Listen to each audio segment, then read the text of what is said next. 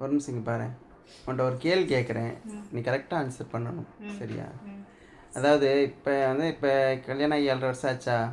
இந்த 7.5 வருஷமா நீ என் கூட வேலைக்கு வந்துட்டு தான் இருந்த. சரியா? அப்போ நீ என் கூட வேலைக்கு வந்தனால உனக்கு எந்த ப்ராப்ளமும் இல்லை, என்னை பற்றி நீ எதுவும் யோசிச்சிருக்க மாட்டேன்.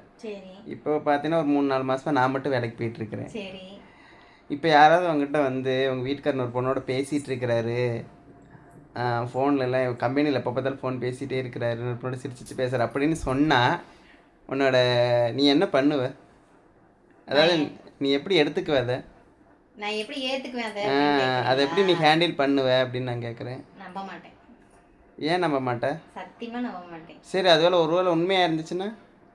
உண்மையாக இருந்துச்சுன்னா முதல்ல உன்னை விசாரிச்சு கொண்டுருவேன்.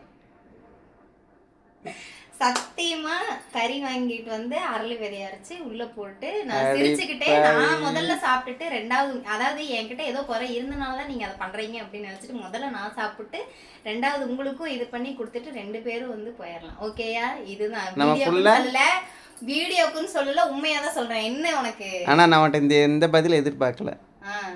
நான் என்ன நினச்சேன்னா, அதாவது நீங்கள் நீ என்னை அந்தளவுக்கு லவ் பண்ணுற இல்லையா, அதனால் நீ என்ன சொல்லுவேன்னா, ஏங்க 1000 தான் இருந்தாலும் என்னை விட உங்களுக்கு இன்னொரு பொண்ணுகிட்ட இருந்து சந்தோஷம் கிடைக்கும்னா சந்தோஷமாக நீங்கள் அந்த வாழ்க்கையை வாழுங்க அப்படின்னு நான் விட்டு கொடுத்துட்டு அழகாக விலகி போயிடுவேன் அப்படின்னு நீ சொல்லுவேன்னு நான் எதிர்பார்த்தேன். அந்த சீனெல்லாம் கிடையவே கிடையாது. அப்படியெல்லாம் நீ என்னை தப்பாலாம் தயவு செஞ்சு நீ நினச்சிடாத. அது உண்மையான லவ்னு அதான்டி.